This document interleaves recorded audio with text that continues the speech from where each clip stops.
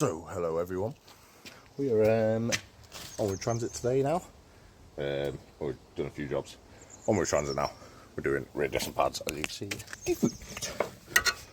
They've been round right off.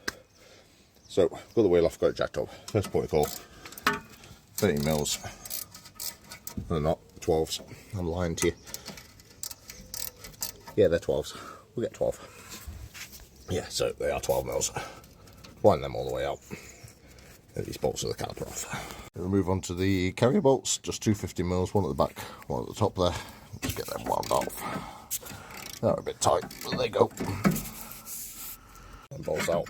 Move the carrier out of the way. We'll sort that out later. So now we want to get the entire hub off, so we change this big knot on there. I don't know what's on there, I think 36 or something like that maybe.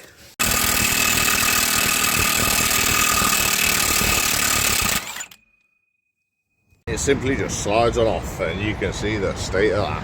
What you want to do, get these ring of bolts out, T50s. Just give them more spin.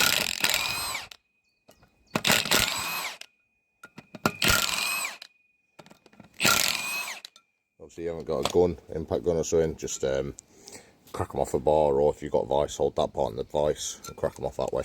That's all it is. Now, I'm just going to give it a couple of hits and it should fall off. These are absolutely fucking on there. So we've opted with chiseling between that gap, slowly bring it round. You can see how it's slowly opening the gap, and we'll get it off that way. Is it released? Obviously we're taking a few chunks out, but it doesn't matter because it's all part of the disc. Wind tool setup.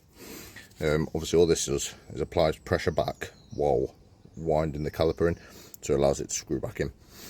This side is just box standard right hand side. I'm sure the other side is an opposite thread, so you have to twist it out to get it to go on back in. But that's all. We're just going to start winding around with that. With that wound all the way back in, you can see I got the WD-40 in behind the rubber, squared all WD-40, just helps it. With that wound back, we're going to get cleaned up and disc on. That is our disc on now. Bit of grease on the contact points, get them all buzzed in. When it's back on the vehicle, we'll apply the brakes and we'll get these nipped up and torqued down. So, car washer, don't forget that. And then our nut, we'll get that buzzed out.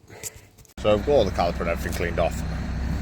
New shims on, obviously take the old shims off, clean up all down behind it, wire brush and everything. New shims on. Before I fit the carrier as well, I always like to get the brake pad and make sure it does slide into them nicely before I worry about bolting it all up.